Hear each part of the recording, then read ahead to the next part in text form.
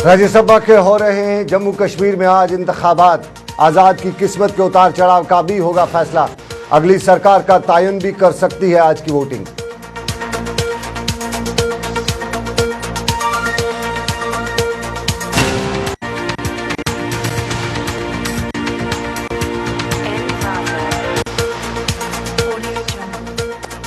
फिर गरजे बादल, मंशियात हुई जब्त। उड़ी में पुलिस ने किया मामला दर्ज। अब आर पार की होगी बात।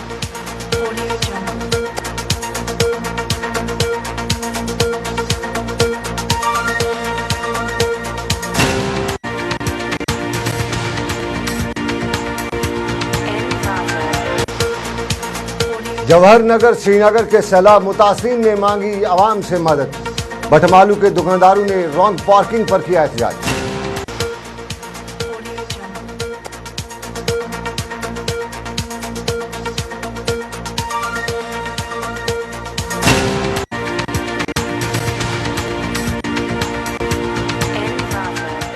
आदाब नाज़रीन, मैं हुसैन एजाज उर्दू बुलेटिन लेकर और उर्दू बुलेटिन में सबसे पहले जम्मू कश्मीर के आज के इंतखाबात और जम्मू कश्मीर की 4 राज्यसभा सीटों के लिए आज वोट डाले जा रहे हैं। इन सीटों पर होने वाले इंतखाबात काफ़ी अहम तस्वर किए जा रहे हैं और कानून साज असम्बली के 87 मेंबरान असम्बली आज जम्मू के कानून साजिया कम्प्लेक्स में अपना वोट इस्तेमाल कर रहे हैं। वोटिंग का अमल अब से कुछ देर पहले यानी सुबह 9 बजे शुरू हुआ है और जो शाम 4 बजे तक जारी रहेगा, जिसके बाद डाले गए वोटों की गिनती अमल में लाई जाएगी। अब की बार वोटिंग में जिन उम्मीदवारों की तकदीर का फैसला होना है उनमें रियासत के साबका वज़ीर आला गुलाम नबी आज़ाद, जो कांग्रेस और नेशनल कॉन्फ्रेंस के मुश्तरका उम्मीदवार हैं, खासतौर से काबिल जिक्र हैं। जबकि बाकी उम्मीदवारों में नेशनल कॉन्फ्रेंस के सज्जाद अहमद किचलू, नेशनल कॉन्फ्रेंस के ही नासिर असलम वानी, पीडीपी के नज़ीर अहमद लावे और फयाज अहमद मीर, जबकि भाजपा के चरण सिंह और शमशेर सिंह मनहास हैं। पीडीपी और बीजेपी राज्यसभा के आज के इंतखाबात मिलकर लड़ रहे हैं, जबकि नेशनल कॉन्फ्रेंस ने भी अपने 2 उम्मीदवार सज्जाद अहमद किचलू और नासिर असलम वानी को मैदान में उतारा है।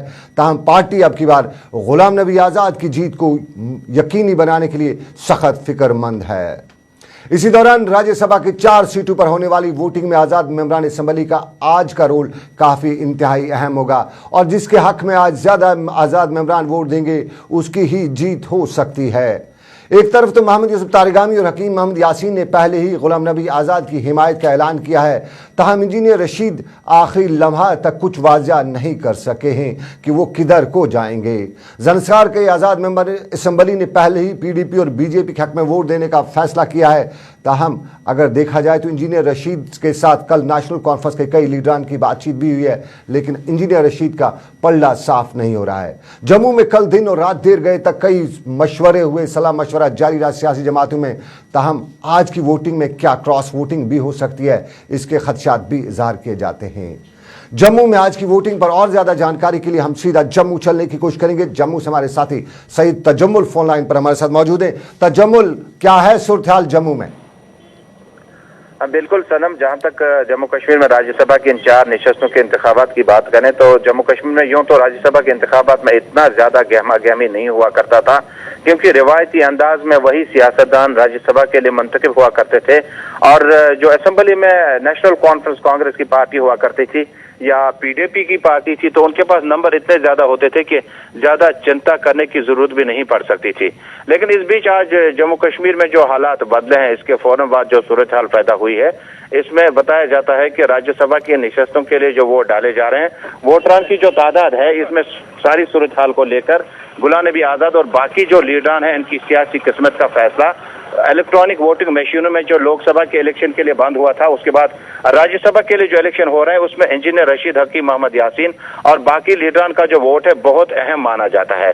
लेकिन देर गए आपको बताऊं कि कुछ डेवलपमेंट्स हुई हैं देर गए, जहां कांग्रेस पार्टी ने अपने तमाम मेंबरान असेंबली की मीटिंग ली और वहीं नेशनल कॉन्फ्रेंस ने अपने कारगुजार सदर अमर अब्दुल्ला को जहां पर अपोजिशन लेजिस्लेटिव पार्टी नामजद किया है और उसके बाद इन 12 और 15 जो असेंबली मेंबरान है इनकी जो मीटिंग जम्मू में हुई है, इसका वाजिया और ठोस सबूत उस वक्त देखने को मिलेगा जब सज्जाद अहमद किचलू और नासिर असलम वानी को पहले और दूसरे राउंड में शायद उतने नंबरात हासिल न होने के बाद बाहर होना पड़ सकता है। लेकिन गुलाम नबी आजाद के बारे में लगातार ये बातें की जाती है कि उन्हें राज्यसभा से कबल जो भी इलेक्शन उन्होंने आज तक लड़े हैं इन्हें शिकस्त का सामना करना पड़ा और उसके बाद लोकसभा के इलेक्शन में उन्हें भी शिकस्त हुई और असेंबली इलेक्शन उन्होंने लड़ा नहीं। लेकिन कुल मिलाकर अगर देखें जो आंकड़े हमारे पास मौजूद है उसमें साफ तौर पर देखा जा सकता है कि नेशनल कॉन्फ्रेंस और कांग्रेस के जो साझी उम्मीदवार है गुलाम नबी आजाद, उनके मुस्तकबिल को लेकर काफी परेशानियां लोगों में देखी जाती है कि आया वो अपना सियासी करियर जो है वो बहैसियत राज्यसभा मेंबर कंटिन्यू कर पाएंगे या नहीं। इसके लिए थोड़ा सा इंतजार करना होगा। लेकिन जो डेवलपमेंट हुई है उसमें हकीम मोहम्मद यासीन भी अब की बार बारगेनिंग के लिए पहली बार मूड में है। उन्हें गुलाम नबी आजाद के दौर में लगातार बताया गया था कि कांग्रेस नेशनल कांग्रेस दौर में कि उन्हें मिनिस्टर बनाकर कॉन्स्टिट्यूएंसी की मसाइल को हल करने के लिए ज्यादा मदद मिल सकती है। लेकिन उसके बाद 6 साल भी बीत गए और हकीम मोहम्मद यासीन का सिलाया हुआ नया कोट पतलून भी वहीं रह गया जहां उन्होंने मिनिस्टर बनने का ख्वाब पूरा किया हुआ था। तजमुल महीना फरवरी 28 भी होता है। जम्मू कश्मीर में पीडीपी को 28 ही सीटें हैं, यानी 28 कुछ। और अगर आपको याद होगा पिछली बार दिल्ली के इंतखाबात में भी 28 थी केजरीवाल को और तब वो सरकार नहीं चल पाई थी। ये फरवरी का महीना पीडीपी के 28 और इस बीच में अगर सरकार पे ये 28 का असर कुछ दिखने को मिले, आज के जो इंतखाबात हैं इस पर अगली सरकार क्या इस पर कोई असर दिख सकता है? बिल्कुल 28 का आंकड़ा आपको याद होगा कि अरविंद केजरीवाल को दिल्ली में मिला था और जो 2008 में नेशनल कॉन्फ्रेंस वो भी पहली बार 2002 में नेशनल कॉन्फ्रेंस को पहली बार अपोजिशन के बाद 56 से 28 सीटें मिली थी और 28 का तकरीबन उनका निस्फ 14 पहुंच गया। अब की 15 सीटें हैं। ये 28 सीटें प्लस 1 सीट हासिल करके राज्यसभा मेंबर भी बन सकता है। कुल मिलाकर फरवरी के 28 दिन और 28 मेंबरान का जो इस वक्त जम्मू कश्मीर में सारी सरकार बनने के लिए 28 का आंकड़ा हावी पड़ा है। जरूर इस बात की तरफ इशारा कर रहा है कि अगर 27 ही पीडीपी के मेंबरान होते या 29 पीडीपी के मेंबरान होते तो मुझे लगता है कि आज इंजीनियर रशीद की इतनी मांग नहीं होती। इंजीनियर रशीद के बारे में सनम आपको थोड़ा सा फिर बताऊं कि अपना सियासी करियर शुरू करने के बाद वो हमेशा सुर्खियों में रहे। उन्होंने जम्मू कश्मीर के लिए कई ऐसे प्रदर्शन किए जो बिल्कुल निराले अनोखे अंदाज में किए थे। लेकिन आज भी उनका जो दिन है उनकी एब्सेंटी से बहुत सारे सियासतदानों का नुकसान होना है। यानी अगर वो आज पूरा दिन घर बैठे रहे, अगर वो बाहर आते हैं वोट डालने के लिए तो उनका सियासी करियर भी दांव पे लग सकता है। क्योंकि इंजीनियर रशीद ने दावा किया था कि वो अफजल गुरु के टाइम में काफी अफसुर्दा हैं बाकी मामलात में, लेकिन उस वक्त सरकार केंद्रीय सरकार कांग्रेस की थी, स्टेट सरकार कांग्रेस की थी। तो इस सारी बातों को लेकर 28 का आंकड़ा इंजीनियर रशीद के साथ साथ हकीम मोहम्मद यासीन के लिए भी आगे का रास्ता हमवार होगा या कठिन होगा, इस पे आज का दिन पूरी तरह से मुनहसिर करता है। आगे खाई पीछे खमा। तजुम्मल लास्ट पे आपसे जानना चाहूंगा क्या अब जो सुबह 9 बजे वोटिंग शुरू होनी थी, क्या किसी ने वोट अभी तक डाला, कोई आगे पहुंचा या सब बाद में ही जाएंगे? देखिए ये 9 से 4 बजे तक जो रिटर्निंग ऑफिसर है मोहम्मद रमजान जो असेंबली के सेक्रेटरी भी हैं उन्होंने टाइम दे रखा है। लेकिन 9 बजे के बाद हमने देखा कि कुछ भोजन कदमों के साथ हल्के हल्के कदमों के साथ लीडरान और मेंबरान असेंबली आना शुरू हुए। क्योंकि मुझे लगता है कि मॉर्निंग का टेलीफोन कॉल अगर आप किसी को करते हैं तो ज्यादा इंप्रेसिव, इफेक्टिव और एंटरटेनिव रह सकता है। लिहाजा मुझे लगता है कि 11 बजे के बाद जो है वो तमाम मेंबरान का जो असेंबली सेक्रेटरीट है वहां पहुंचना तय है। जिसके बाद क्रॉस वोट को लेकर भी काफी बातें हुई थी, लेकिन अब की बार ये ओपन बैलेट वोटिंग होगा जिसमें क्रॉस वोटिंग के लिए मुझे लगता है कि कम वक्त मिलेगा लोगों को करने का, क्योंकि उनका सियासी करियर भी दांव पे लग सकता है। कुल मिलाकर 1 बजे तक मुझे लगता है कि स्थिति जो है बिल्कुल वाजिया हो जाएगी कि गुलाम नबी आजाद को लोकसभा में शिकस्त और राज्यसभा में अब की बार लगातार कशमकश के बाद उनकी अगली मंजिल क्या होगी। क्या वो चलिए अगली मंजिल बहुत शुक्रिया सईद तजमुल जम्मू से हमारे साथी सईद तजमुल इस वोटिंग पे पूरी नजर रखे हुए थे। और अब पता आज बाद दोपहर तक चल ही जाएगा कि आगे का क्या होगा, क्योंकि आज के इंतखाबात में न सिर्फ जम्मू कश्मीर की अगली सरकार के हवाले से भी तय होना है और आज ही पता चलेगा कि क्या किसी जमात के एमएलए ने क्रॉस वोटिंग तो नहीं की। कई की तकदीर का आज भी फैसला होना है। हकीम यासीन का भी पता चलेगा आज कि वो किस तरफ है और इंजीनियर रशीद के लिए आगे खाई पीछे कुआं वाला मामला है और आज पता चलेगा कि इंजीनियर रशीद कहाँ जाते हैं। क्योंकि अगर एब्सेंट रहते हैं तो डायरेक्ट भाजपा को फायदा और अगर प्रेजेंट रहते हैं तो इंजीनियर रशीद के लिए अपना जो उनका स्टैंड था उस पर कहीं चोट लग सकती है। जम्मू कश्मीर की सियासत। लेकिन अगली खबर में हम श्रीनगर जम्मू यानी क्रॉस एलओसी ट्रेड की बात करेंगे। और क्रॉस एलओसी ट्रेड पर कल उस वक्त एक बार नशे के बादल छा गए जब पुलिस और कस्टम हुकाम ने मुजफ्फराबाद पाकिस्तान से आई एक ट्रक से 12 किलोग्राम हेरोइन बरामद की। नशे की हेरोइन बरामद हुई है और पुलिस ने आरा ट्रेडर्स बारामूला के नाम आई एक पेटी की तलाशी के दौरान ये हेरोइन जब्त की है। और पुलिस ने अब एफआईआर दर्ज करके ट्रक ड्राइवर को गिरफ्तार किया है। बाकी से पूछताछ हो रही है और आगे क्या होगा इसका खुलासा भी जल्द हो जाएगा।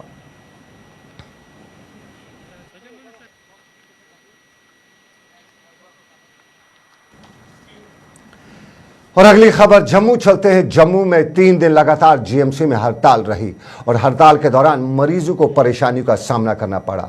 डॉक्टरों ने हड़ताल का मुद्दा एक छोटी सी बात को लेकर बनाया और पुलिस ने इस पर एफआईआर भी तब दर्ज कर लिया है। डॉक्टरों ने 3 दिन हड़ताल इसलिए की क्योंकि डॉक्टरों का कहना था कि पुलिस एफआईआर दर्ज नहीं कर रही है। जम्मू में डॉक्टरों की हड़ताल से मरीजों को काफी परेशानियों का सामना करना पड़ा। तो क्या रहा जम्मू में इस हड़ताल के दौरान मरीजों का हाल, यह हम आपको दिखाते हैं इस अगली रिपोर्ट में।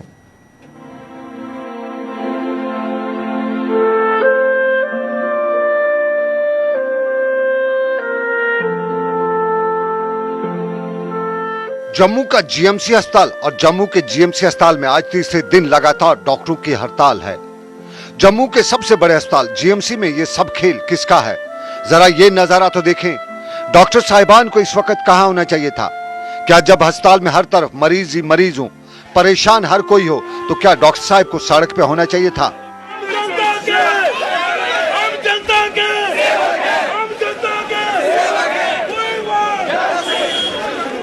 ये हमारे मुआशरे का जियज़त तबका है। इन्हें हम जनाब कहते हैं, इन्हें हम मसीहा कहते हैं और ये हड़ताल पे हैं। इनकी हड़ताल से किसी की जान भी क्यों नहीं चली जाए, लेकिन इन्हें क्या है, ये तो हड़ताल करके रहेंगे क्योंकि हड़ताल के लिए बहाना नहीं, क्योंकि जम्मू कश्मीर में काम न करना हो तो हड़ताल से बड़ा कोई बहाना ही नहीं है। तो हम अपनी एडमिनिस्ट्रेटिव से गवर्नर साहब से यही अपील करेंगे कि जल्दी से जल्दी इसे सॉल्व आउट करें।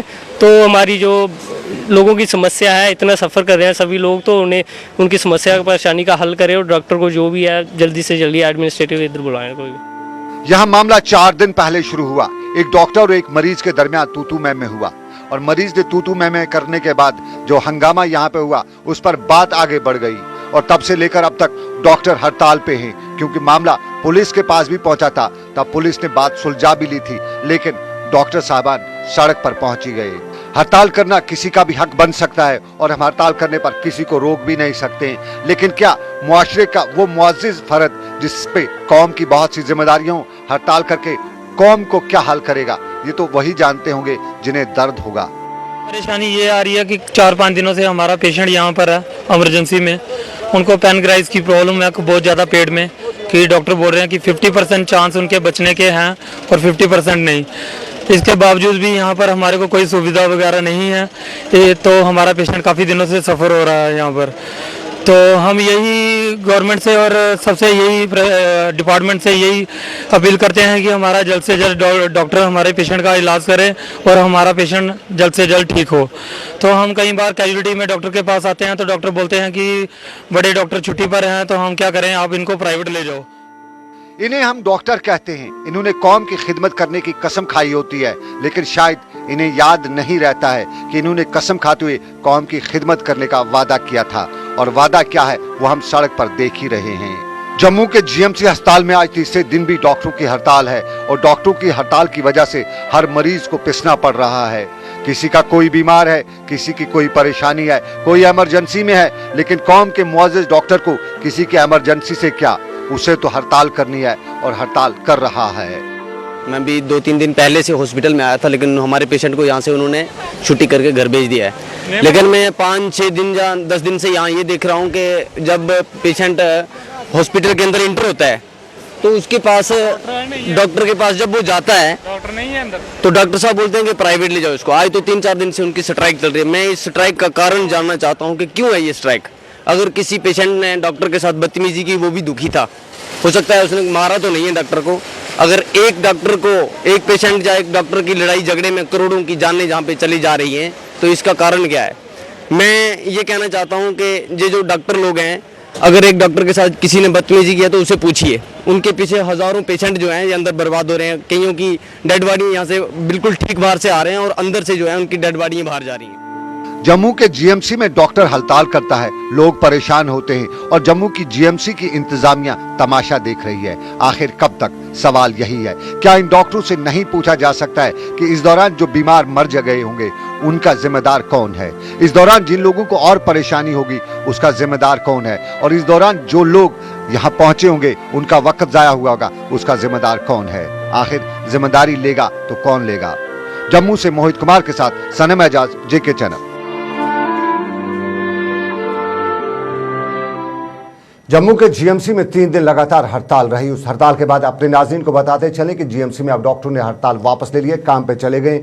लेकिन इस रिपोर्ट का मुद्दा और मकसद यही था कि डॉक्टर जो एक कौम का मसीहा होता है, जिसके पास दर्द लेके आदमी जाता है और वो एक छोटी सी मुद्दे पे, छोटी सी बात पे हड़ताल करता है, उस बात पे जिसको सुलझाया भी जा सकता है, तो उसके बाद उस डॉक्टर के लिए हम क्या कहें? हमने कोशिश की थी, कल हमने इस रिपोर्ट में जम्मू में डॉक्टर्स एसोसिएशन के प्रेसिडेंट से भी बात की थी, लेकिन जाहिर सी बात है कि हड़ताल करने का कोई तुक ना था तो वो भी बात नहीं कर सके। उनने अपनी बात तो रख नहीं सके, लेकिन बात का बतंगड़ भी बनाने की कोशिश की।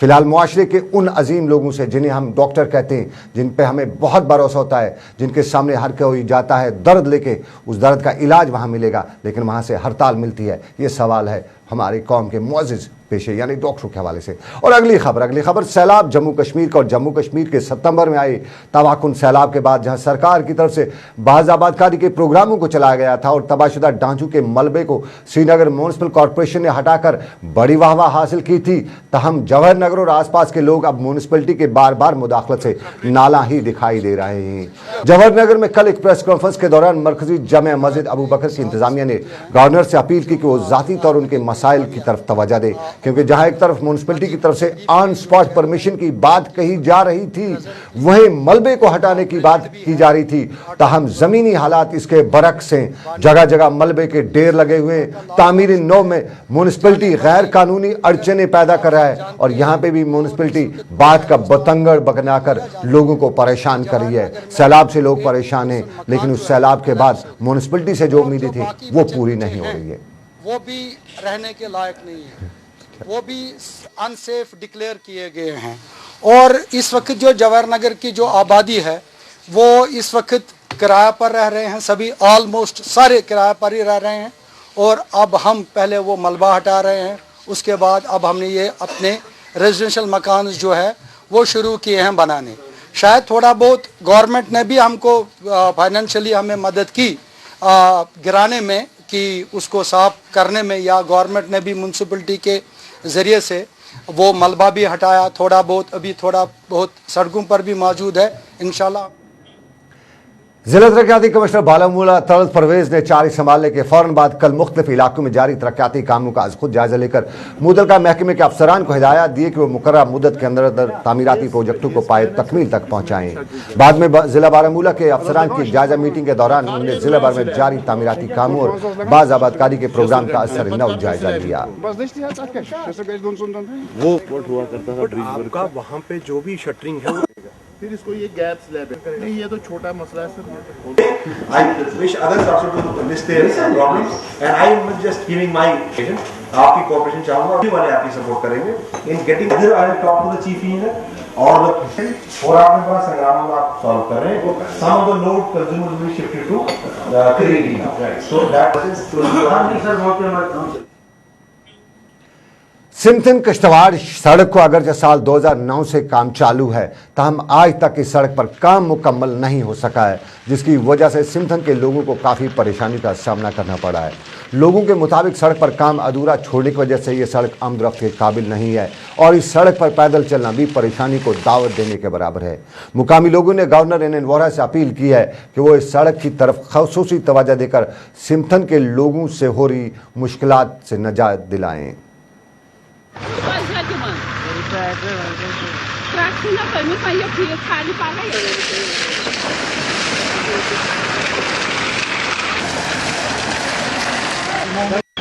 हाईवे का रोड बना हुआ था जो कि बीकन को सौंप दिया गया था, लेकिन ये कश्मीरियों की बदकिस्मती है कि बीकन ने इस सड़क की ऐसी बुरी हालत कर दी है कि गाड़ियों में क्या पैदल चलना भी मुश्किल हो रहा है।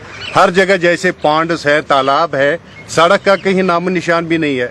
तो मुझे लग रहा है कि बहुत ये शर्मिंदगी की बात है। तो सड़क है ये बिल्कुल डेपिलेटेड, बिल्कुल बदतरीन हालत में है।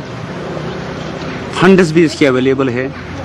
लोग इतने तंग आ चुके हैं, पता नहीं कितने एक्सीडेंट्स दिन में हो जाते हैं। मीरवाइज उमर फारूक की हिदायत पर दारुल खैर मीरवाइज मंजिल की जानिब से इमदाद और राहत सानी का सामान बांडीपुरा जिला के सुंबल सोनावारी के मुतासिरीन में तकसीम किया गया। मुकामी मस्जिद कमेटी की मौजूदगी में ये इमदादी सामान मुतासिरीन में तकसीम किया गया। याद रहे सितंबर 2014 में आए तबाहकुन सैलाब ने पूरी वादी को अपनी लपेट में ले रखा था और उसके बाद यहाँ पे इमदादी सामान का काम शुरू हुआ था और दारुल खैरैन इसमें आगे आगे रहा था।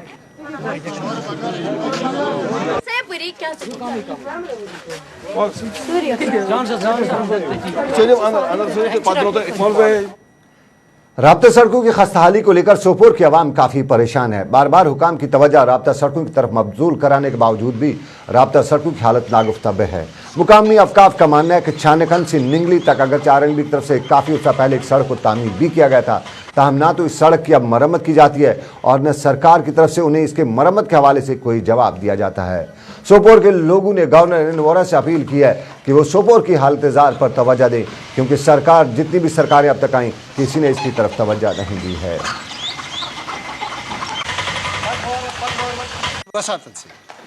डिस्ट्रिक्ट एडमिनिस्ट्रेशन और हुकाम बाला से मुद्दबाना अपील करना चाहते हैं कि ये हमारे दीरीना मसाइल जो इस रोड के हैं उन्हें अवलिन फुर्सत में हल किया जाए। श्रीनगर के भटमालू मेन चौक के दुकानदारों ने एहतजाजन कल अपनी दुकानों को बंद रखा और दुकानदारों का मानना है कि बस स्टैंड भटमालू से जो भी गाड़ी निकलती है वो उनकी दुकानों के सामने खड़ी होकर घंटों तक वहां रहती है, जिसकी वजह से न सिर्फ वहां पर ट्रैफिक जाम हो जाता है बल्कि दुकानदारों के ग्राहकों को आने जाने में भी मुश्किलात का सामना करना पड़ रहा है। मुकामी लोगों ने इल्ज़ाम लगाया कि पुलिस का कोई भी एहलकार यहाँ तमाशा काम करने के बजाय सिर्फ तमाशा देखता रहता है और ट्रैफिक एहलकारों को तो इससे शायद कोई मतलब भी नहीं होता है।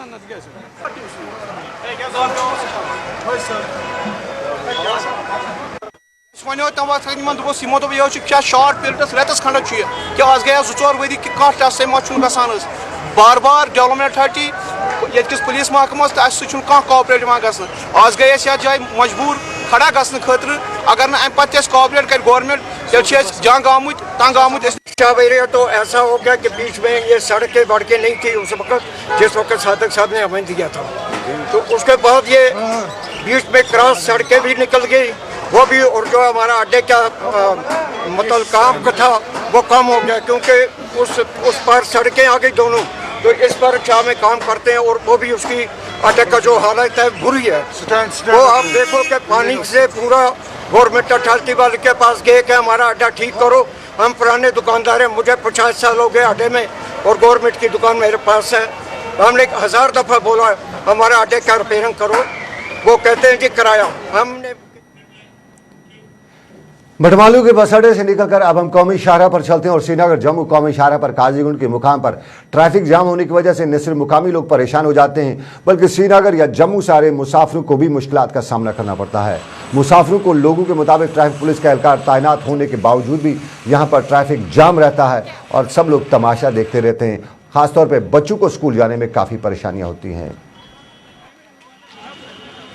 रोड प्रॉब्लम रोड मतलब पटरन पे ट्राइथ मुश्किलात बच्चे एम्बुलेंस कह मुश्किलात कह तो परेशान हाल कर ट्रैफिक पुलिस बानहाल पे बीमार जामस मज फसान अड़बती अड़न नफरन डेथ ग कह इंतजाम जाम हमेशा क्या जाम प्रेत कह प्रॉब्लम पावर कह प्रॉब्लम सह। चलिए, बुजुर्ग बता रहे थे कि काजीगुंड में बिजली की प्रॉब्लम भी है और भी मसाइल हैं, लेकिन ट्रैफिक जाम का मामला बहुत ही संगीन मामला बन जा रहा है काजीगुंड में। लेकिन अभी तक के उर्दू बुलेटिन में बस इतना ही। लेकिन आपको ये भी बताते चले कि आज जम्मू कश्मीर में सियासत का अहम तरीन दिन है। राज्यसभा के जम्मू कश्मीर में आज इंतखाबात हो रहे हैं और इन इंतखाबात के बाद जम्मू कश्मीर की सरकार के हवाले से भी बातचीत हो सकती है, क्योंकि आज के इंतखाबात का असर अगली सरकार पर भी होगा। क्या जम्मू कश्मीर में भाजपा पीडीपी सरकार बन जाएगी, इस पर भी आज की बुलेटिन पर हमारी खास नजर रहेगी। आप जुड़े रहिएगा हमारे साथ, पल पल की आपको जम्मू कश्मीर की खबरों के हवाले से जानकारी देते रहेंगे। फिलहाल सिर्फ इस बुलेटिन में मुझे दीजिए इजाजत, अगले बुलेटिन में फिर होगी मुलाकात आपसे। अल्लाह हाफिज।